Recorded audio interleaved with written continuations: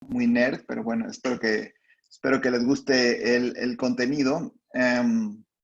Me pueden hacer preguntas si quieren durante la plática o al final, como ustedes gusten.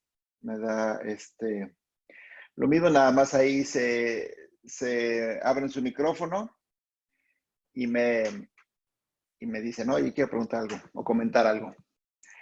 Entonces, primero ya después de los agradecimientos, una disculpa porque está en inglés, pero bueno, yo sé que todos leen inglés porque la mayoría de la literatura sí está.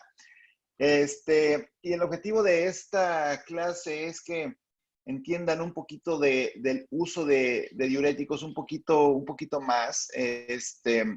Probablemente todo el mundo los usamos a menudo y ya muchas cosas de las que voy a decir se las habrá dicho a Jonathan, pero bueno, una reforzadita así en corto no está mal.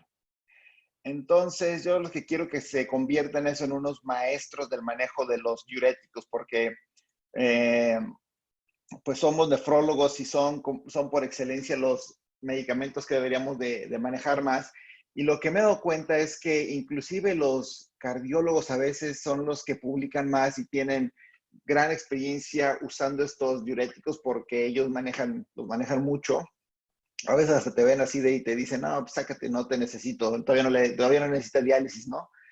Y, y yo no quiero que les pase eso, y al contrario, quiero que cuando vean algo que no están haciendo bien los cardiólogos, ustedes aporten con sus conocimientos profundos de diuréticos. Entonces, ¿dónde salió esta payasada de los diuresis Jedi? Bueno, ya saben que yo estoy en Twitter muchas veces y ahí empezaron a manejar este concepto cuando las personas pues empezaron a compartir sus experiencias, artículos, etcétera, acerca de cómo manejar los diuréticos. De hecho, no sé si ustedes conozcan a Josh Farkas, por si les gusta algo de medicina crítica. Él tiene un blog y está haciendo él le llama el libro de medicina crítica de la internet y está buenísimo. Ahí tiene puntos muy buenos y algunas cosas las tomé de su blog. Entonces ahí está la bibliografía, se llama, pues no me acuerdo cómo se llama, pero búsquenlo, Josh Farkas. Y también tenemos, por ejemplo, a Eduardo Argaiz. De hecho, él deberían de invitarlo. Él es un experto de congestión y él lo que utiliza es POCUS y lo utiliza en un nivel ya que se ha hecho famoso internacionalmente y él evalúa el volumen intravascular utilizando un puntaje de congestión venosa que se llama Vexus. Deberían invitarlo a que les dé una plática de esto para que ustedes se vayan también familiarizando con el uso de ultrasonido para la evaluación del volumen intravascular. Ya saben que aún los expertos, cuando quieren evaluar el volumen intravascular, pues van a estar mal la mitad de las veces, como echar un volado. Entonces valdría la pena que les diera una plática. Y bueno, los que son fanáticos de Star Wars como yo, a lo mejor no hay muchos porque ustedes están mucho más jóvenes que yo, pero en Star Wars se maneja este concepto del lado de la fuerza y del lado oscuro, ¿no? Entonces, la sobrecarga de líquidos, la sobrecarga de volumen, la sobrecarga de fluidos, como le quieran decir, es el lado oscuro de todo esto, es la parte mala. Entonces, ¿por qué digo esto? Porque la acumulación de fluidos, la hipervolemia, se ha relacionado mucho con eventos adversos en todos los estudios observacionales que se han hecho o en reanálisis de estudios aleatorizados. Entonces, en la unidad de cuidados intensivos es facilísimo que veamos esta complicación. Acuérdense que los fluidos son medicamentos y cuando nosotros tenemos a un paciente con sobrecarga de volumen, pues es como si ya le hubiéramos dado una intoxicación por una medicina, igualito. Entonces, muy comúnmente lo vamos a ver en la unidad de cuidados intensivos por causas iatrogénicas, después de reanimación, porque todos los medicamentos que reciben están diluidos, porque nada más se les baja tantito la presión y le echan un litro de solución salina, o le sube tantito el lactato y es un reflejo, ¿no? Sube el lactato y le echan agua. ¿Por qué? ¿Quién sabe? Supongo que no saben por qué, de dónde viene el lactato. no es verdad que es que es igual a metabolismo en hipoxemia o a hipoperfusión tisular. Eso es una misconcepción del lactato, pero bueno, sí que luego hablamos de lactato. Falla cardíaca, que bueno, Jonathan ya les ha de haber dado una excelente plática de eso, él es experto. Fuga capilar, y esto es bastante común en sepsis y en otros estados hiperinflamatorios como en trauma, pancreatitis. Entonces, antes de que el paciente necesite diálisis, muchas veces con un manejo excelente de los diuréticos pueden salvar a los pacientes de recibir diálisis. ¿Por qué? Porque para mí una de las principales indicaciones de iniciar un paciente en diálisis es precisamente la sobrecarga de volumen.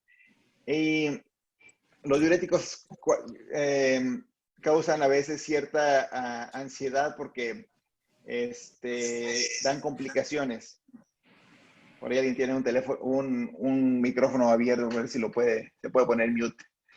Y pero ya sabemos nosotros qué complicaciones nos van a dar. Entonces hay que estar a las vivas para identificarlas de forma temprana y pues para hacer un plan de cómo vamos a taclear estas complicaciones.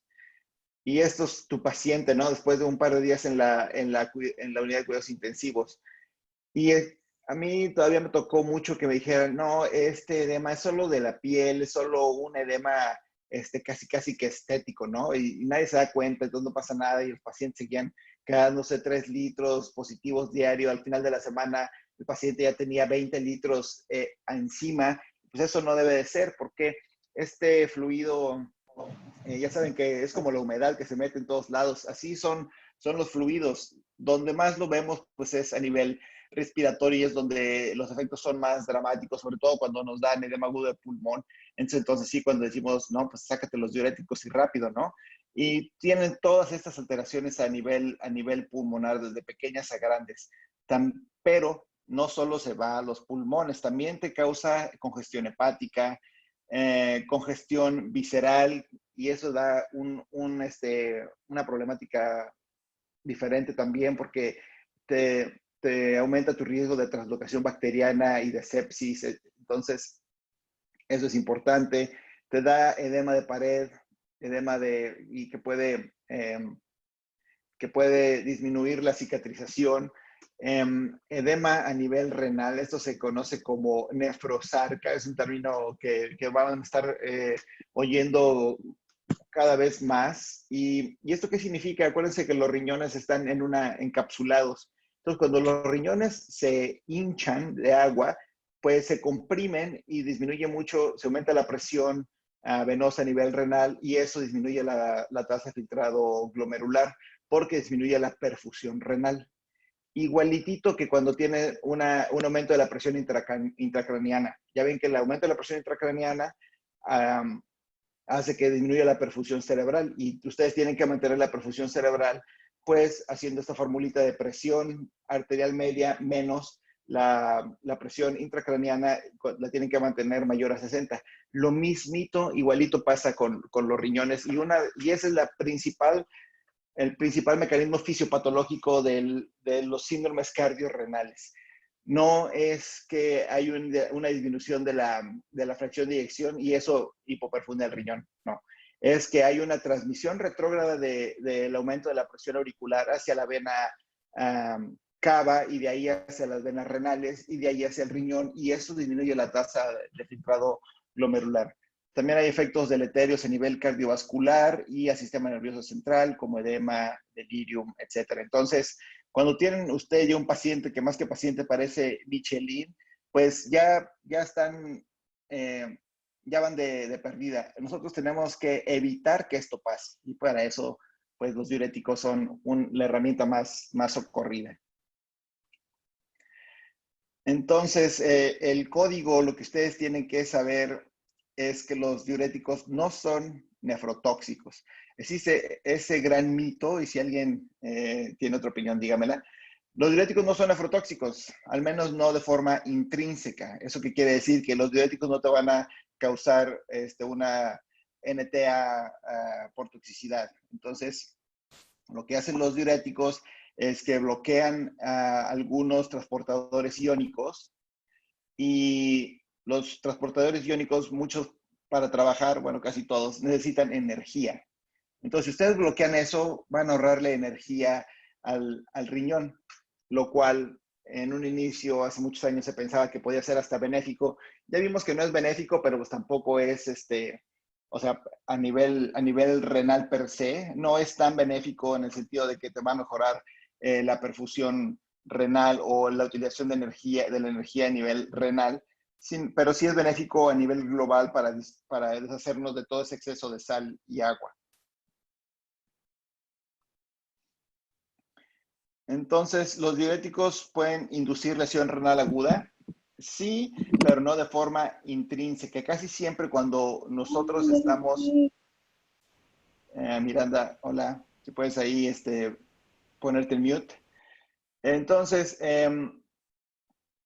no son intrínsecamente tóxicos. Muchas veces lo que podemos incurrir es en depresión de volumen, y entonces se puede subir la creatinina de forma normal. Y otra cosa que es muy interesante es cuando ustedes tienen un paciente congestivo, eso va a diluir la creatinina, ¿verdad? Porque la creatinina es una sustancia hidrosoluble. Entonces, entre más encharcado es el paciente, más bajita la creatinina va a estar. Entonces, cuando nosotros empezamos a usar diuréticos para hacer que el paciente orine, el volumen plasmático va a disminuir y la creatinina va a aumentar, pero porque va a disminuir el denominador, es decir, va a disminuir la cantidad de líquido en la que está diluida, y eso parece que puede aumentar la creatinina, pero no se espanten, es normal y hay que aguantar. Entonces, aún así, una monitorización muy de cerca es esencial para evitar complicaciones. Ahora, los diuréticos sí pueden mejorar las reacciones renales agudas, y el mecanismo más dramático es cuando los pacientes están congestivos por diferentes causas, sobre todo por causas cardíacas. Es ahí donde se disminuye esta nefrosarca de forma importante, y entonces puede mejorar la perfusión renal. Y yo no sé si ustedes han visto, pero yo he visto muchísimos casos cuando tiene un paciente de lesión renal aguda por hemodinámica, por falla cardíaca, ustedes empiezan a hacer que el paciente orine y la creatinina mejora, porque mejora la tasa de filtrado glomerular al disminuir la presión venosa intrarrenal y aumentar la perfusión renal. Entonces, esos son conceptos importantes. Ahora, parte de la culpa de todo esto la tiene el sodio, no tanto el fluido, no tanto el líquido, sino el líquido que va con sal. Entonces, lo que queremos eliminar es sodio, y con el sodio va a ir agua. Acuérdense este mantra: cuando ustedes tienen alto el sodio corporal total, lo que va a manifestar el paciente es hipervolemia. ¿Ok? Cuando ustedes tienen agua en exceso de sodio, lo que va a tener el paciente va a ser hiponatremia. Cuando ustedes tienen el agua corporal total disminuida, lo que va a presentar el paciente es hipernatremia. Y cuando ustedes tienen disminuido el sodio corporal total, lo que va a presentar el paciente es hipovolemia. Entonces, ese mantra no lo tienen que olvidar, y tienen que utilizar ustedes los términos a la perfección. Cuando digan que un paciente está deshidratado, significa que el paciente tiene hipernatremia. Así. Si ustedes, si otro médico o tu abuelita te dice que está deshidratada, bueno, pues ya entiendes a qué se refiere, pero entre nosotros los términos importan. Entonces, acá esta frase que me gusta, que el miedo es el camino para el lado oscuro. Entonces, ¿qué nos da miedo de usar tantos diuréticos? Pues que haya anormalidades hidroelectrolíticas, que haya alteraciones ácido-base, que lo vayamos a secar de más, y obviamente que vayamos nosotros a inducirle una lesión renal aguda por el abuso de los diuréticos. Entonces, si ustedes controlan sus miedos, van a llegar a ser unos maestros del uso de diuréticos. Entonces, bueno, los diuréticos más famosos son, digamos, estos cuatro: los proximales, como la acetazolamida; los de asa, como la furo; los tipo tiazida; y los distales, que pueden ser los ahorradores de potasio, como el amiloride; o los bloqueadores del receptor de aldosterona. Nos vamos a hablar un poquito de la cetazolamida. Y la cetazolamida es como Qui-Gon Jinn. Ustedes, no sé si ustedes, bueno, olvídense de los nombres de los Jedi, pero bueno, este diurético es bastante versátil, por así decirlo, aunque no es tan potente como diurético per se. Lo que hace es que inhibe la anhidrasa carbólica en el túbulo proximal. Como todos los diuréticos, está unido a las proteínas y también es secretado en el túbulo proximal a través de estos intercambiadores orgánicos llamados MATES. No es muy potente como diurético y se usa de tercera línea como ayudante en la diuresis de otros diuréticos, aunque hay un movimiento importante para utilizarlo inclusive de segunda línea en falla cardíaca. Otro de los usos que para los que me gusta usarlo es para el manejo de alcalosis metabólica, sobre todo cuando es asociada a diuréticos, y también se utiliza para prevenir el mal de montaña. Son sus usos más importantes. Entonces, este es el túbulo proximal. Aquí tenemos el intercambiador de protones y de sodio. Entonces, esos protones salen hacia la luz.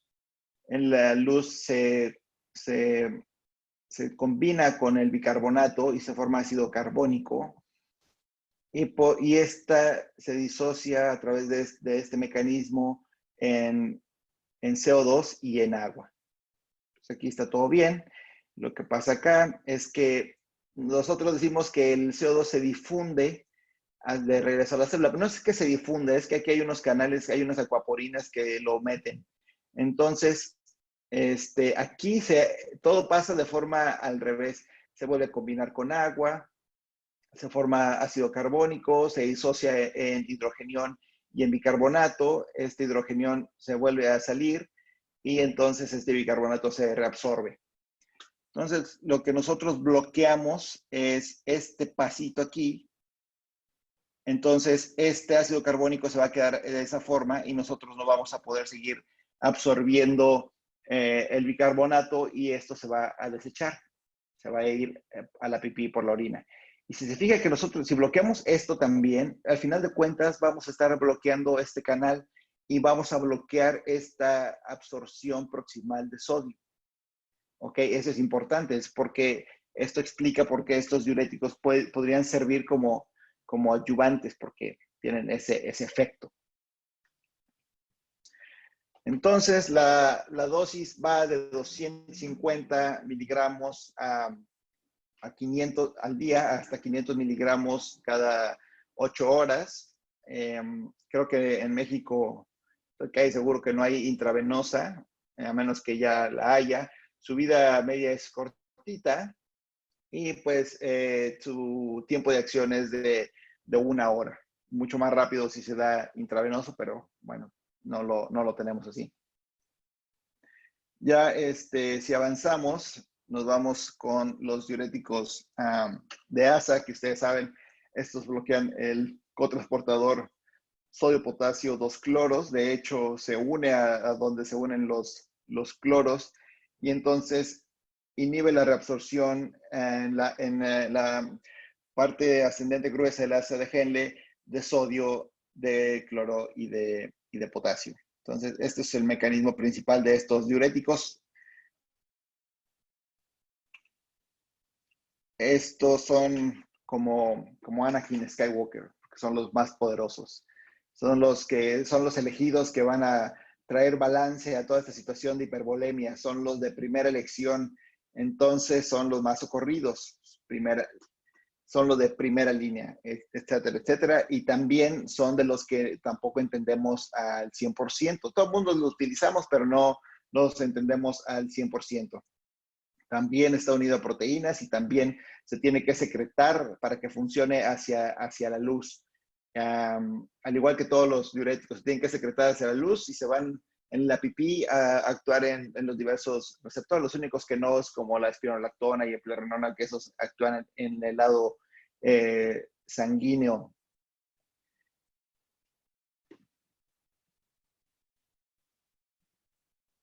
Ya se me atoró.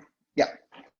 Entonces, pues los que tenemos más disponibles es la furo, la bumetanida y la torsemida. Creo que en México solo tenemos la furo y la bumetanida.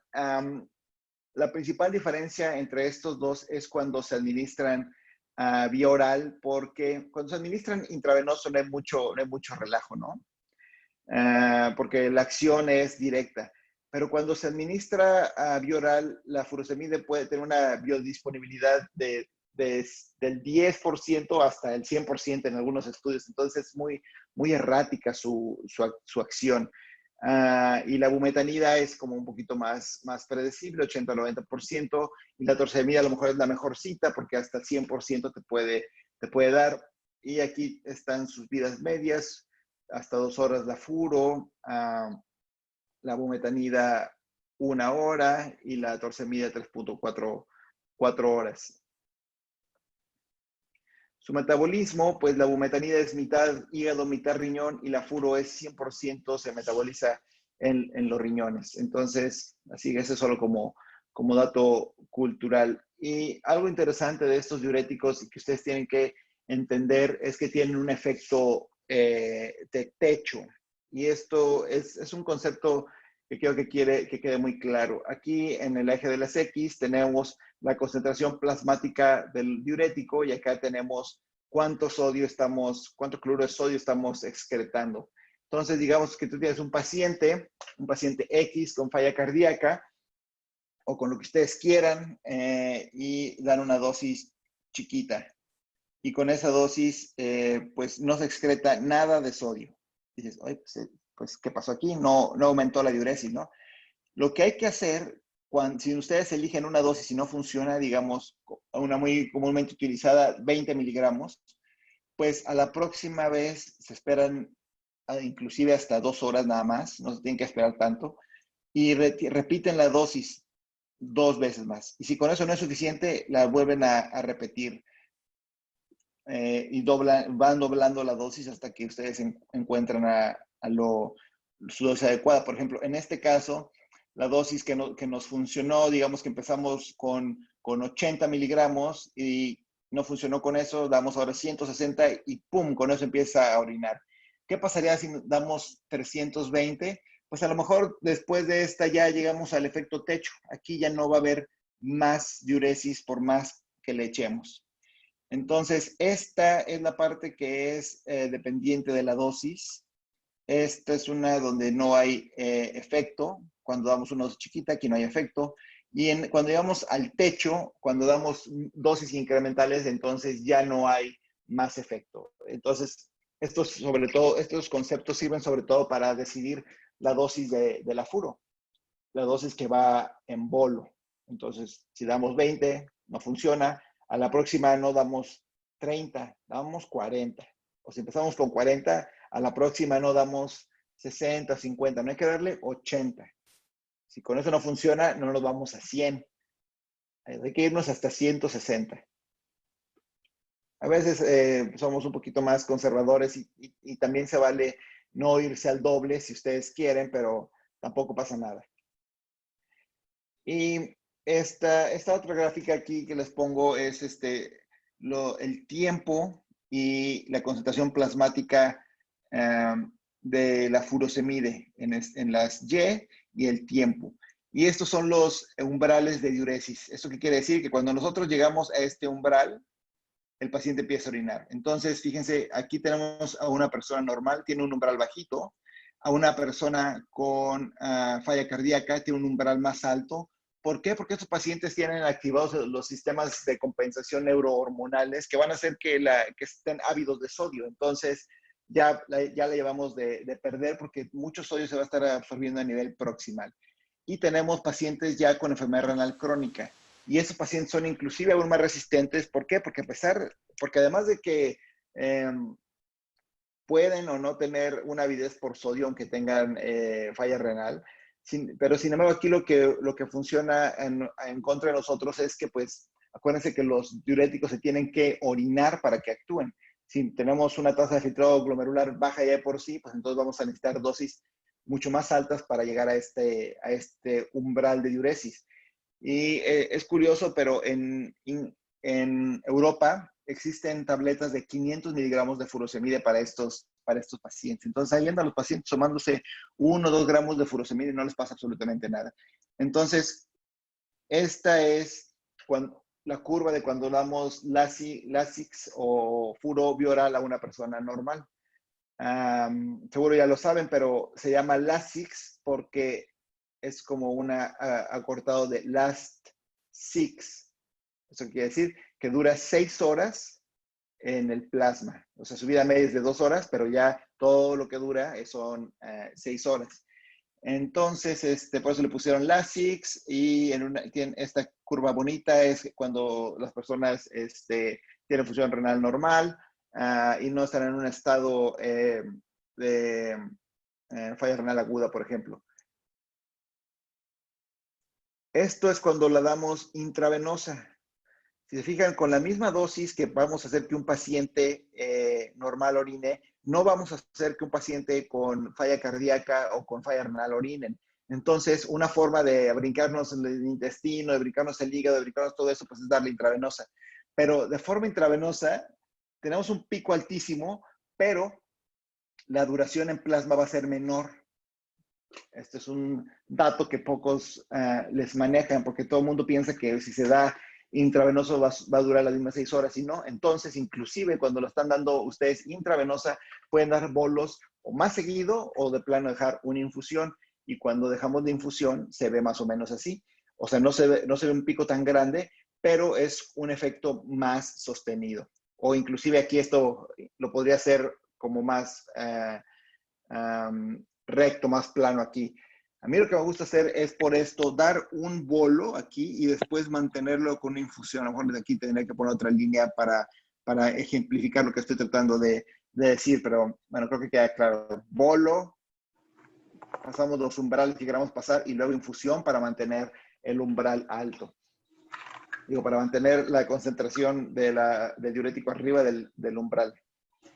Entonces, lo que les decía, 1 vez al día, 2 veces al día, 3 veces al día. Entonces, la furosemide, bueno, los diuréticos de ASA se tienen que dar varias veces al día o dejarlos sin infusión. ¿Qué pasa si lo dan 1 vez al día? Cada vez que ustedes dan furo, esto es el efecto natriurético de la furo, pum, aquí dan la dosis, ¿no? Y después tenemos un efecto antinatriurético.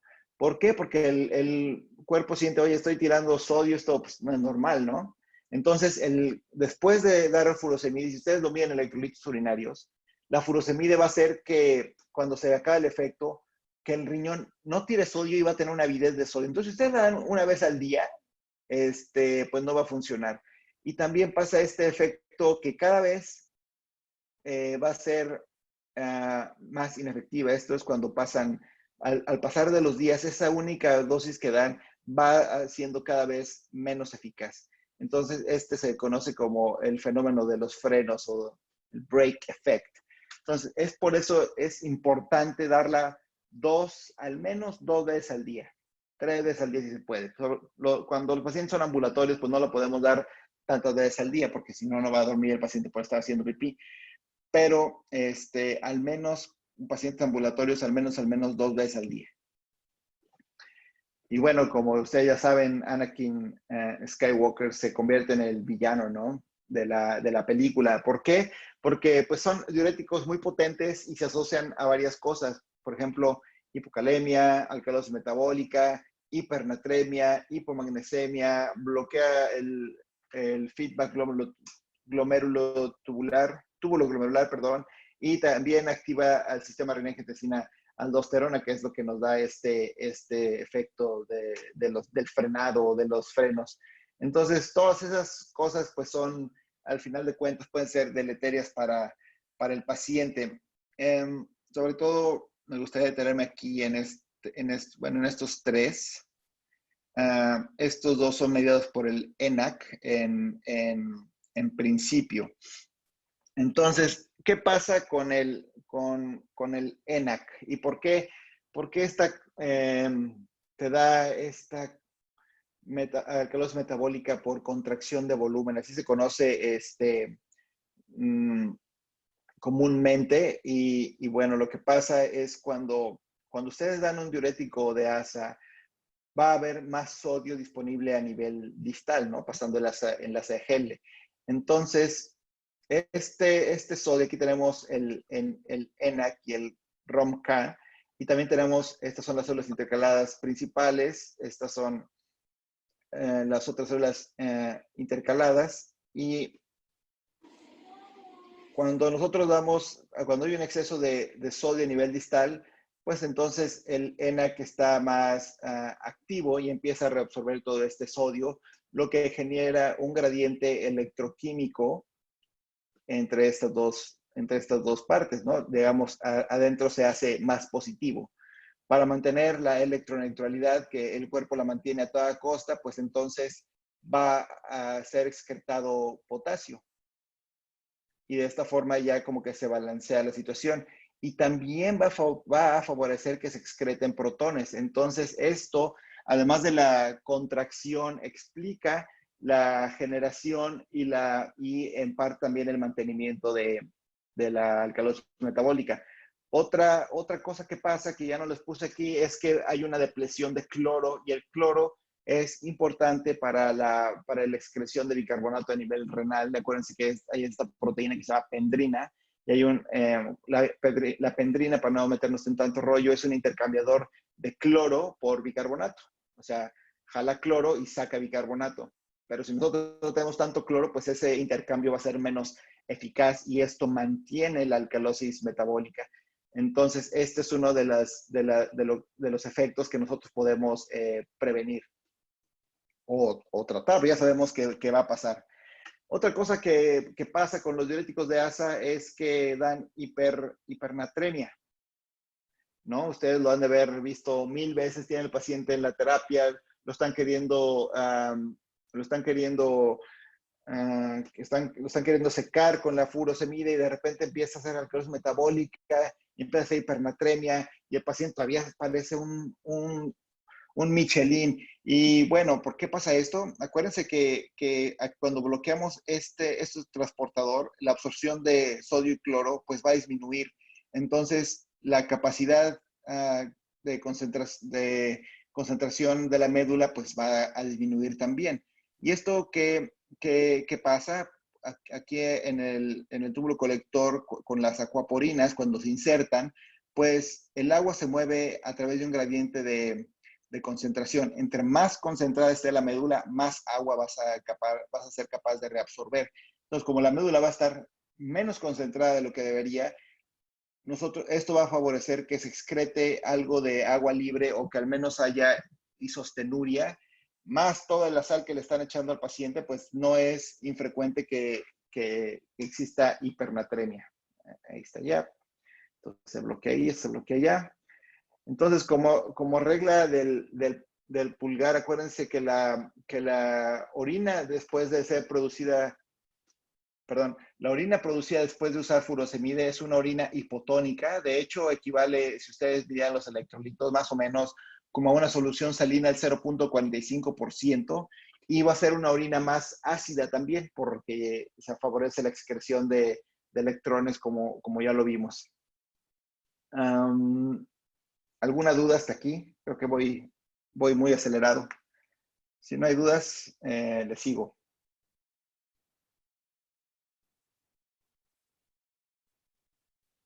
Bueno, le sigo.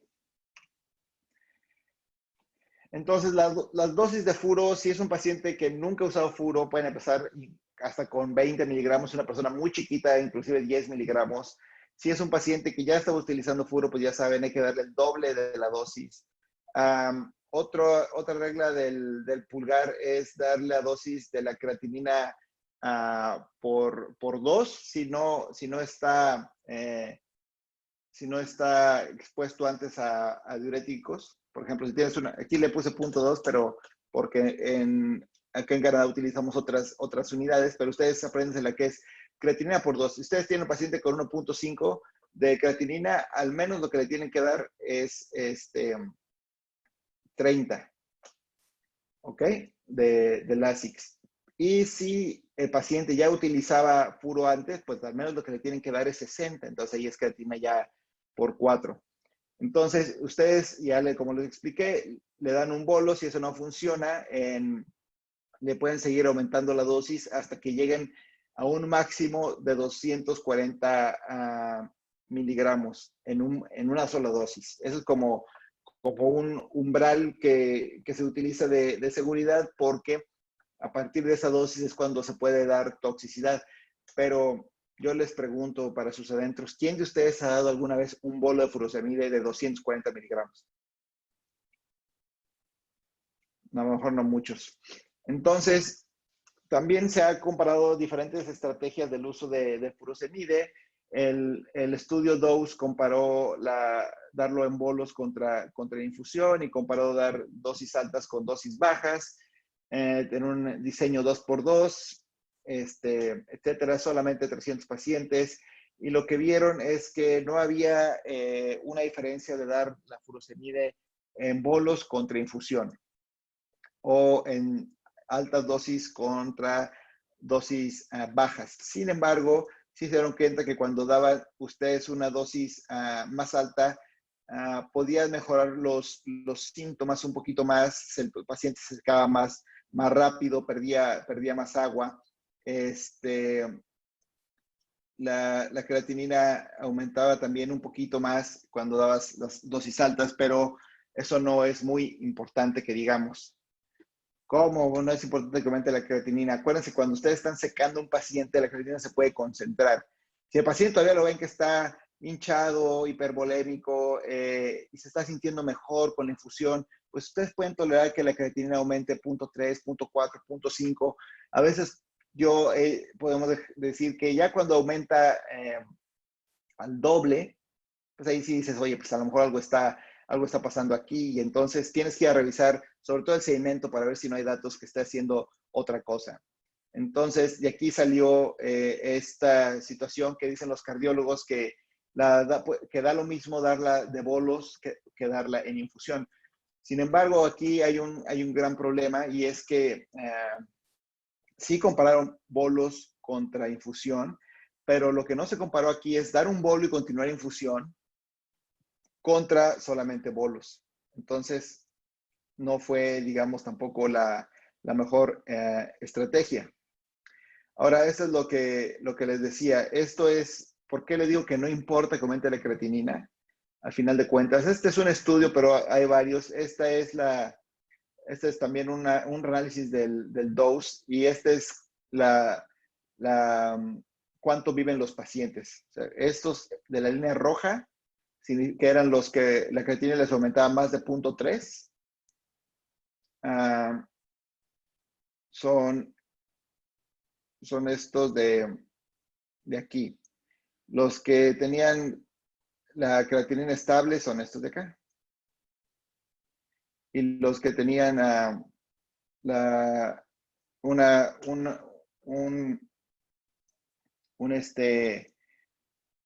un worsening renal failure, se llamaba aquí. O sea, lo que ya tenían algo de disfunción y que les seguía disfuncionando el riñón. Entonces, esto lo que es tiempo para muerte, hospitalización o que regrese a urgencias. Entonces, estas dos tenían una mayor duración de los efectos benéficos. O sea, en conclusión, estos pacientes, los que tenían una falla, estos eran los que tenían una falla renal leve, estos de aquí. Worsening renal failure, que eran estos de aquí. Entonces, los que tenían una falla renal podían compararse con los que tenían una función renal estable. Entonces, por eso les digo que si aumenta la creatinina un poquito, los pacientes no les va a ir mal. Y igual forma aquí lo vieron los que les bajaba la tasa de filtrado glomerular más del 20%, que eran estos de aquí, lo vieron de estas dos formas. también esos pacientes tenían mejores outcomes que estos eran los que tenían una, ¿qué medían aquí?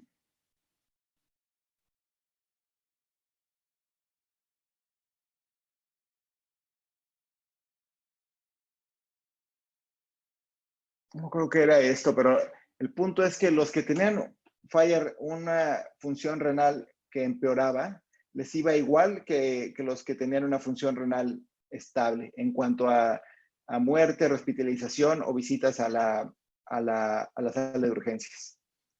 Y lo que les decía aquí, que con las altas dosis de furosemide, cuando ustedes dan 240 miligramos o más, es cuando puede haber ototoxicidad. Entonces, o más de 160 en pacientes que tienen una tasa de filtrado glomerular un poquito disminuida en agudo. Entonces, son reportes de casos, la evidencia es bastante malita.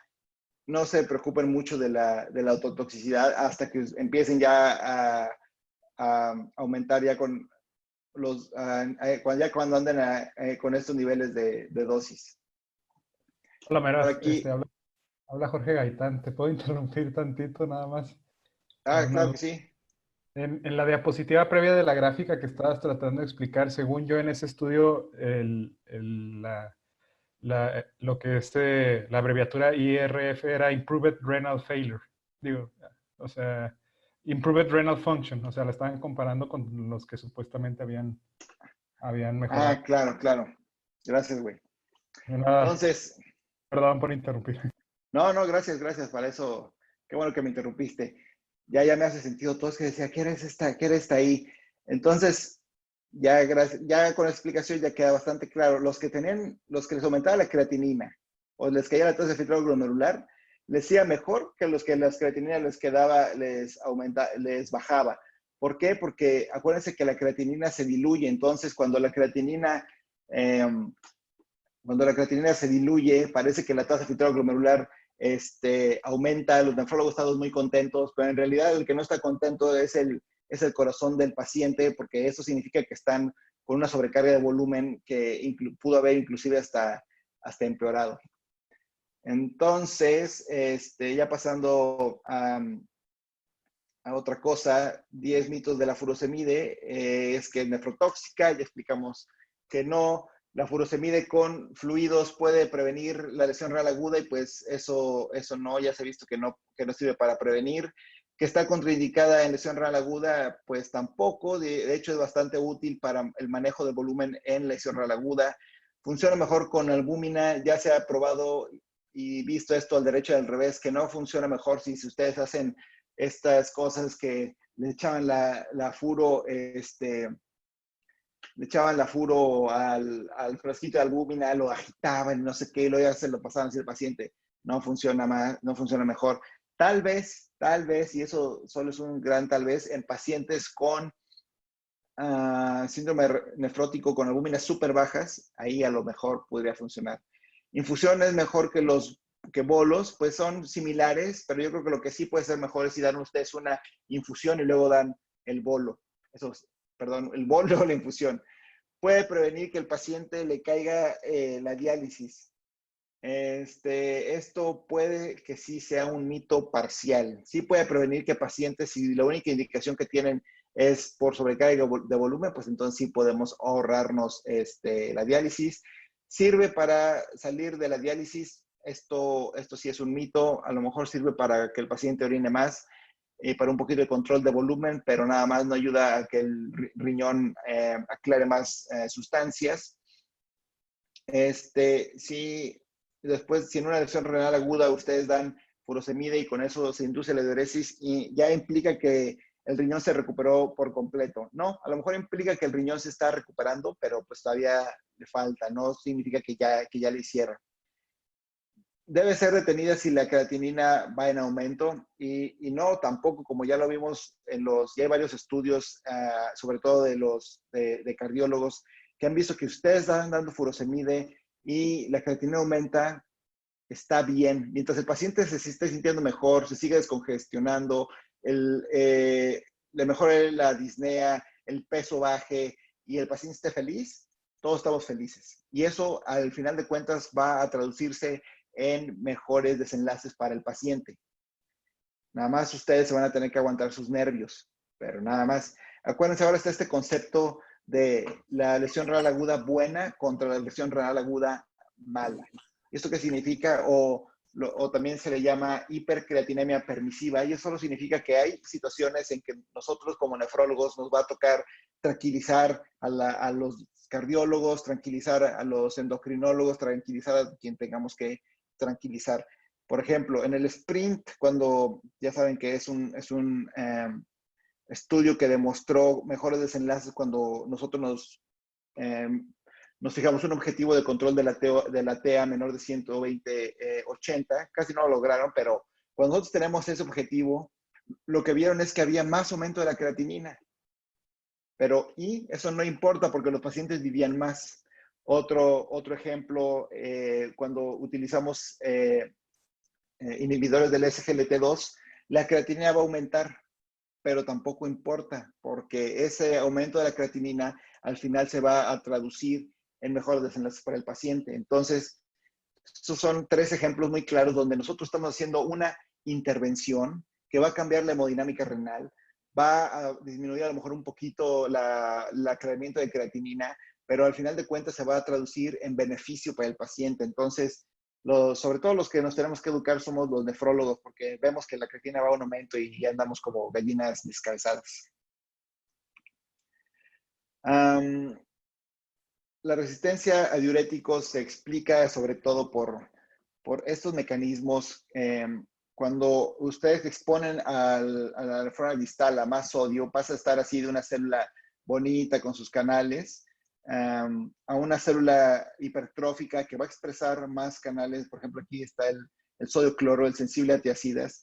Y entonces, ¿qué pasa? Aquí, pues nosotros bloqueamos aquí la absorción de sodio, más sodio va a llegar a la nefrona distal y más sodio va a ser reabsorbido. Entonces, al final de cuentas, eso no se va a traducir en un aumento de diuresis. Y también se pueden expresar más ENACs, esto es ya en el túbulo conector, y acuérdense, este canal, su única función es absorber sodio.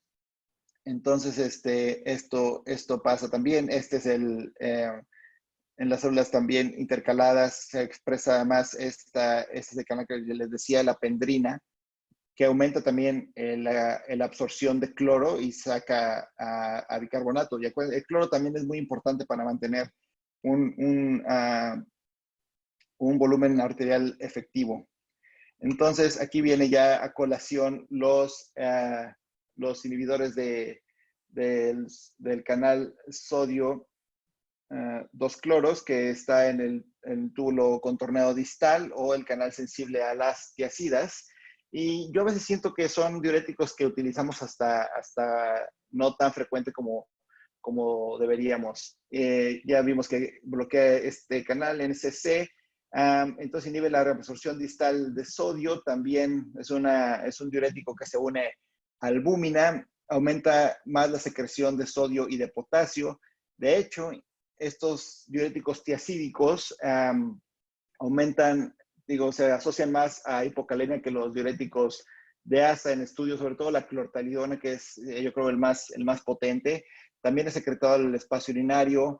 Si se utilizan junto con diuréticos de ASA, hacen una bomba de diuréticos. Son súper buenos para inducir diuresis, y también son súper buenos para controlar la presión arterial. Y este punto aquí disminuye la excreción de calcio, es porque hacen que sean se asocien más a la excreción de potasio. Y esto es la diferencia entre estos dos diuréticos. Acuérdense, los diuréticos de ASA promueven que haya una excreción de calcio. Entonces, ya en el túbulo colector, cuando está el ENaC actuando, acuérdense, eso hace una diferencia de cargas. Se hace más negativo el lumen y entonces el potasio sale. Pero ¿qué pasa si hay calcio ahí? El calcio también tiene una carga positiva. Entonces, pues va a salir potasio, pero no tanto. Entonces, cuando ustedes utilizan una tiacida, pues ahí lo que hace la tiazida es que a nivel proximal va a aumentar la absorción de calcio y de otras cosas. Entonces va a haber menos calcio a nivel distal y entonces el lumen va a estar más negativo y más potasio va a ser excretado. Entonces esa es la explicación de por qué las tiazidas pueden asociarse a más hipocalemia. De hecho, la acetosalamida también cuando se combina con furo se asocia a más hipocalemia, pero no me acuerdo ahorita cuál era el mecanismo. Ahí la que nosotros utilizamos mucho más es la hidroclorotiazida, que es la menos potente. Su vida media es muy cortita. Es muy popular en combinaciones de drogas. No sé por qué. La clortanidora, por otro lado, es muy eficaz, inclusive a dosis de 6.25 podría ser eficaz para controlar la presión. Casi siempre yo le recomiendo empezar a 12.5 porque partirla más allá de eso es prácticamente imposible. Tiene una vida media muy larga, lo cual le hace que se pueda dar una vez al día sin mayor problema. Esta la tienes que dar como 4 veces al día para que sea efectiva. La metolazona se hizo muy famosa porque es la que los cardiólogos empezaron a utilizar de forma más frecuente para tratar a sus pacientes. Y eso es porque esta no depende tanto de la tasa filtrado glomerular. Se puede utilizar cuando la tasa filtrado glomerular sea menor de 30 sin ningún problema. Y esta sí, como que ya después de cuando baja de 30 ya no son tan efectivas. Entonces, cuando ustedes hacen este bloqueo en el ACGN y a nivel distal, entonces, ¿se acuerdan que yo les comentaba que la orina que se fabrica cuando están bajo efecto del afuro, pues es hipotónica? Pero si ustedes tienen una tiazida también al mismo tiempo, entonces la tiazida va a hacer que la orina esté menos hipotónica, va a ser una orina más isotónica con el plasma y entonces pueden evitar que haya hipernatremia o al menos que no se genere tan rápido. También sirve para bloquear ese efecto del frenado de la furo. Se puede si daban una vez al día la furo y después el efecto posterior es que hay una reabsorción de sodio. Entonces, si ustedes bloquean la parte distal, pues va a haber menos absorción de sodio. Entonces, por eso es buena idea combinar la clortalidona con Lasix si ustedes quieren tener ese efecto más duradero. Y por los mismos motivos mejoran la resistencia a los diuréticos que es generada por una hipertrofia de la nefrona distal. Aquí está, este es el efecto que mejoran. Y esa es la otra cosa, pues si ustedes dan la tiazida antes de dar la furo, pues estos canales van a estar ya bloqueados y cuando llegue todo el sodio después de dar la furo, ¡fum!, va a salir directito a la pipí. Entonces va a funcionar. Entonces, ¿qué pasa aquí? Este es su paciente, cómo se divide en los diferentes compartimientos, ¿no?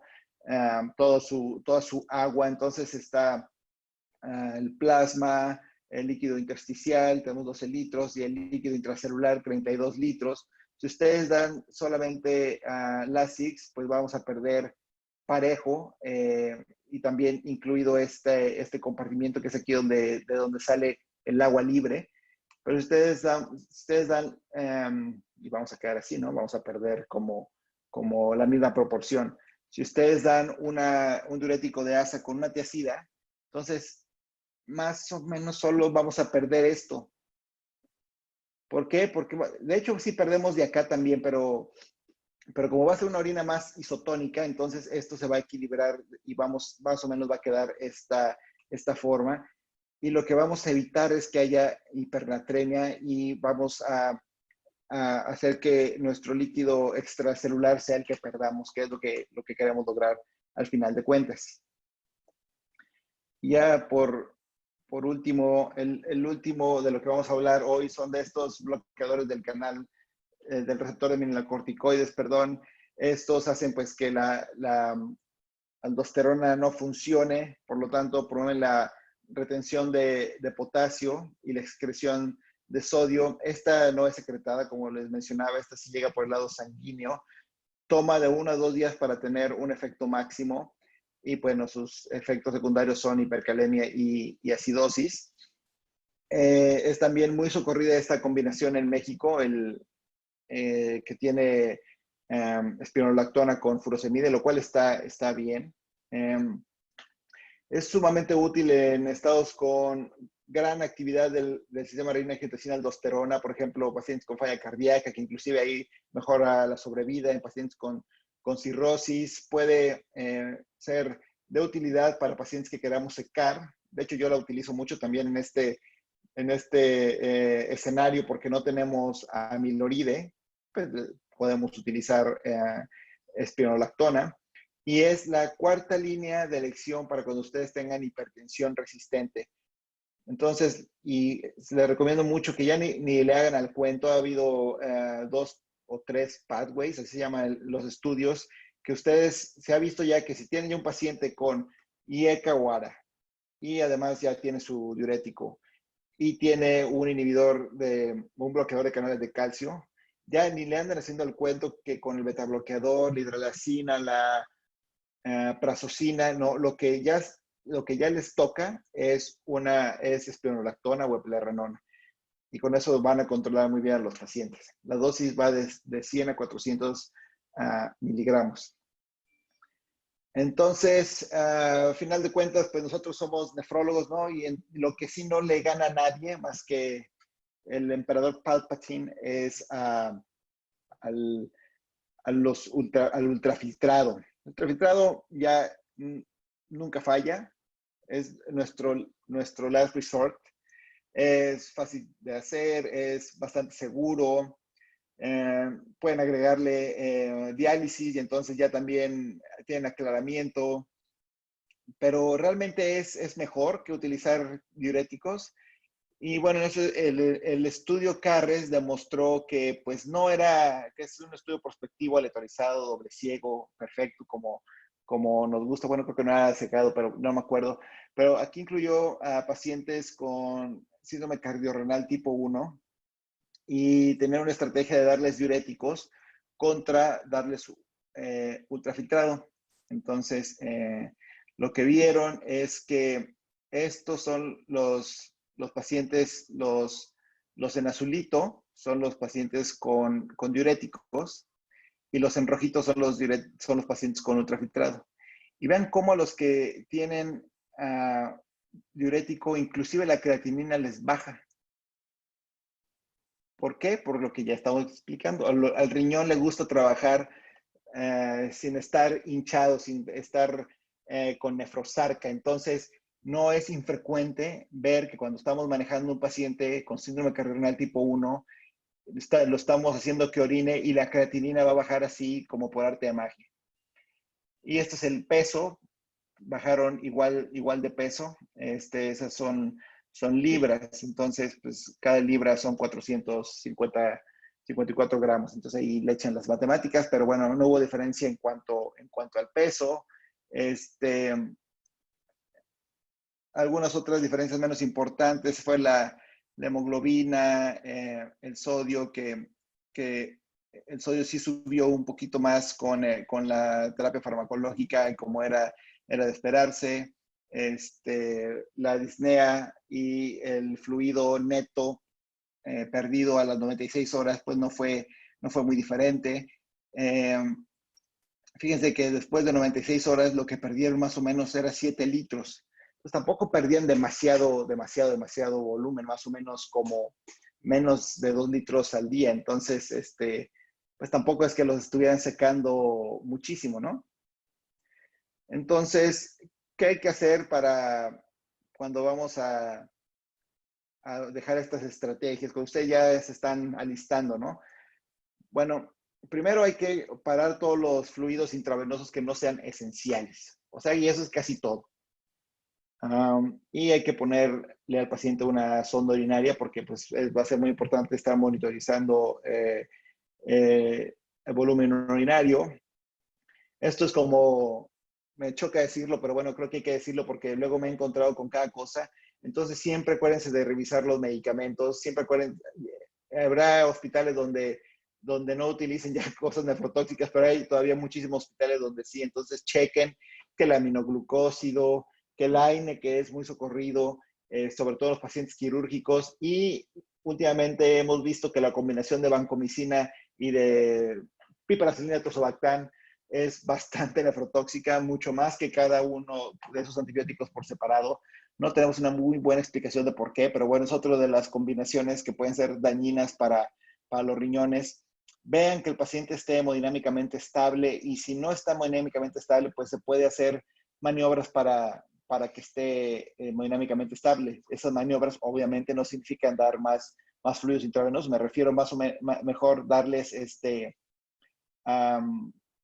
inotrópicos o vasopresores o ambos. Y también es bastante frecuente que pacientes que ustedes están tratando de que orine y nada más no orina con síndrome cardiorrenal, ustedes inician o hablan con el cardiólogo que le inicie dopamina o lo que ustedes quieran, perdón, dobutamina, ya la dopamina ya no lo usamos, que le inicien dobutamina y funciona bastante bien. Y lo que tenemos que estar haciendo diario es ver la función de los riñones, los electrolitos, el ácido base, etcétera, etcétera. Este es un pequeño recordatorio que 1 litro de solución salina del 0.9% equivale a que el paciente se coma 20 bolsitas de papitas. Entonces, imagínense nada más para darles una perspectiva de la cantidad de sal que le echamos de forma indiscriminada a los pacientes. Y ojalá nada más fueran los líquidos, pero no. También están en los antibióticos y en todas las medicinas que dejamos, todas traen sal. Sobre la vancomicina y las penicilinas es de lo que más sal trae. Entonces, eso nunca lo tomamos en cuenta, pero pues ahí también va de cajón. Primero, antes de empezar, que el paciente tenga un buen potasio, un buen magnesio, pesen al paciente y pésenlo diario. Sí se puede usar diuréticos y vasopresores, no hay ningún problema y no hay necesidad de restringir el agua libre. Eso es un errorzazo. Acuérdense, el agua libre, agua natural, agua sin electrolitos, se distribuye de forma homogénea en todo el organismo. Entonces, para hacer que un paciente aumente 1 litro nada más en el espacio extravascular, pues se tuvo que haber chutado al menos unos 13 litros de agua libre. Entonces, eso es prácticamente imposible, a menos que tengan una polidipsia psicógena. Un paciente nada más por tomar agua no se va a poner hipervolémico. Se podrá dar hiponatremia, que ese es otro boleto. Si ustedes quieren restringirlo porque tiene hiponatremia, bueno, entonces ahí sí se vale. Esto es lo que utilizaban en el CARES. Fíjense cómo si empezaban con un bolo y después la infusión y después otro bolo y la infusión le iban. Aquí lo que ellos iban aumentando más que aumentar los bolos, ¿se acuerdan? Como esa terapia escanolada, ellos aumentaban la infusión de furosemide, que también es otra estrategia, y empezaban con metolazona, ¿no? Pum, pum, pum. Primero 1 vez al día, luego 2 veces al día. Y aquí, cuando llegaban estos puntos donde ya no seguía funcionando el paciente, pues lo que utilizaban es darles inotrópicos o vasodilatadores dependiendo. Si como no tenemos metolazona, podemos utilizar clortalidona 50 miligramos y es lo mismo. Yo lo que recomiendo es darla una media hora antes para que bloquee la nefrona distal y luego ya cuando llegue a ese nivel el sodio pueda pasar directito y sin problemas hacia la pipí. Entonces, ya casi para terminar, pues primero tenemos que tener una dosis apropiada. Bolo más infusión. Ya, estoy hablando ya cuando una estrategia nada más no funcionó o cuando de plano tienes tus pacientes que los tienen que hacer que orinen rápido. Que cuando ya dan su bolo y su infusión, ¿cómo monitorizar?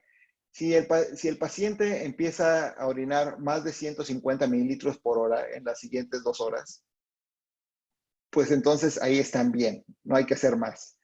Otra forma de hacerlo es checar los electrolitos urinarios. Van a decir, pues eso no sirve, pues va a estar alto el sodio, ¿no?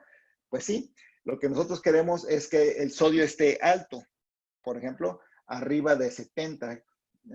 Los cardiólogos ya recomiendan de 50, pero yo les diría, si estamos arriba de 70 miliequivalentes por litro después de 1 o 2 horas después de haber iniciado la furosemide, ya estamos, o la combinación, o lo que ustedes quieran, estamos bien y podemos seguirnos por ese camino. Otra cosa, otra recomendación, si de entrada el sodio está un poquito alto, más de 140 de miliequivalentes por litro o más que eso, de una vez inicien la tiacida para si no, en un día o dos ya van a estar con un problema de hipernatremia y entonces sí metiéndose en camisa de 11 varas, de no, ya no le voy a dar la furo, etcétera, etcétera. Cuando tienen un paciente con hipernatremia y furosemide a bordo, no deben de parar la furosemide. Dejen la furosemide o inclusive tienen que aumentar. Lo que tienen que hacer es darle al paciente agua libre, agua sin electrolitos, por la vena o por una sonda o como quieran. ¿Cómo qué? Pero pues no, lo que queremos es secarlo, sí, pero queremos sacarle sal con agua. Cuando ustedes dan agua libre, ese agua se va a distribuir sobre todo a las células. No queremos sacar a las células, queremos sacar el líquido del espacio extracelular. Cuando el paciente tiene hipernatremia, ya significa que las células están deshidratadas. Entonces, cuando tenemos que dar una cantidad suficiente de líquido y después ajustar la furosemide para que el paciente de todos modos esté quedándose negativo. Y sí se puede hacer, se puede calcular un balance de sodio, se pueden hacer varias cosas, pero no dejen de utilizar la furosemide porque el paciente se pone hipernatrémico, al contrario, échenle agua, pero agua libre. Acuérdense que el principal objetivo es lograr una natriuresis y ahí de pegado va el agua.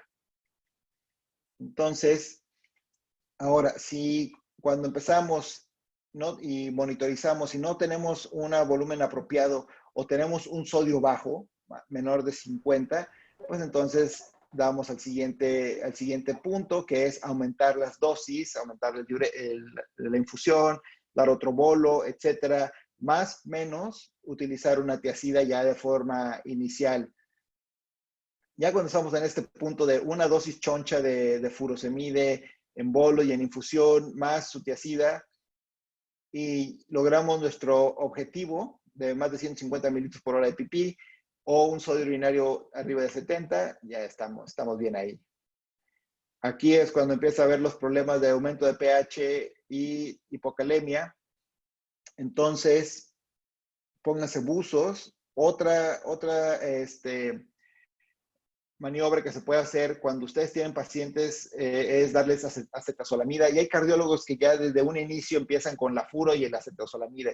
Y cuando utilizan, van a decir, ¿estás loco? Yo he utilizado esta combinación, 4 diuréticos en un paciente y orinan bellísimo. Pero claro, tienen que estar súper pendiente del potasio. De hecho, lo tienen que estar hasta correteando. La mayoría de estos pacientes van a tener catéteres venosos centrales y ustedes ya van a saber cada día cuánto potasio va a necesitar el paciente. No, necesita hasta 100 mil equivalentes diarios de potasio. Bueno, pues ya lo estarán reponiendo y por esto es súper importante tener a estos pacientes bien monitorizados, de preferencia en una terapia intermedia o una terapia intensiva. Ahora, si el potasio va para abajo también, no se esperen tanto y déjenle espironolactona. Entonces, estas combinaciones se pueden, y muchos pacientes con falla cardíaca van a tener espironolactona ya de entrada, pues porque su beneficio a nivel cardiovascular. Si ya ustedes tienen todo esto a bordo, más la espironolactona y todavía sigue sin orinar el paciente, entonces ya sí, lo que toca es darle un inotrópico, darle un vasopresor, etcétera, etcétera. Ya ahí le dicen al cardiólogo, oye, no, pues hay que hacer algo más. O perdido ultrafiltrado. Entonces, en conclusión, los diuréticos son como unos sables de luz, estas armas de los Jedi. O sea, son muy buenos, son herramientas indispensables. Sépanlas usar, úsenlas sin miedo, pero deben de saber también que si no las usan y no se adelantan a los eventos adversos, pues se pueden cercenar un miembro, ¿no? Entonces, no se asusten, úsenlo sin miedo. Entre más los empiecen a utilizar, más se van a familiarizar con el comportamiento, cómo les va a los pacientes, qué eventos adversos tienen, etcétera, etcétera. Estudien aparte los mecanismos de acción, siempre están saliendo cosas interesantes, siempre se aprenden nuevas cosas. Ahora también en las guías de cardiología ya incluyeron a los inhibidores de SGLT2 como posibles adyuvantes, y más ahora después este estudio, ¿cómo se llamaba? DAPA-CKD, no, pues es en falla renal, o el EMPA Heart Failure, o ya no me acuerdo si fue con empaglifosina o con dapaglifosina. El chiste es que mejora también la mortalidad en falla cardíaca. Entonces, los medicamentos son la panacea. Ahora, hoy me enteré que también los están utilizando en estas enfermedades de depósito de glucosaminoglucanos, o de qué eran, no me acuerdo, que ahorita los mando en un mensajito. Entonces, anticípense a sus eventos adversos, ya saben qué va a pasar, ya saben que le va a dar hipernatremia, ya saben que va a tener alcalosis metabólica. Entonces, ya tengan desde antes un plan para en cuanto empiece el sodio a irse para arriba, o desde antes pueden utilizar combinaciones. Entonces, ustedes van a ir diseñando sus estrategias y van a ir diseñando con la que ustedes se sientan cómodos, y con la que los otros médicos con los que trabajen se sientan también cómodos. Y la otra forma también es utilizar sus eventos adversos a su beneficio. Hoy ya sabemos que la tiazida da hiponatremia. Bueno, pues entonces utilízala en pacientes que tienen el sodio ya un poquito alto. O este paciente tiene el sodio un poquito bajo. Pues entonces dale la furo con todo, sin problema. Oye, pero también ya no estoy orinando bien y tiene hiponatremia. Pues entonces en vez de darle una tiazida, pues intenten antes acetazolamida. Entonces ustedes van a ir jugando con los efectos adversos de cada diurético para ir parchando los efectos adversos del otro diurético y hacer una combinación que a la medida como traje desastre a su paciente. Si nada falla, llamen a su nefrólogo. Si todo falla, llamen a su nefrólogo, que en este caso van a ser ustedes van a llegar así con las armas desenfundadas y con el catéter listo para ser clavado. Pero bueno, eso ya es como el último escalón, la ultrafiltración. Y pues eso es todo, muchachos. Ahora sí, se aceptan preguntas.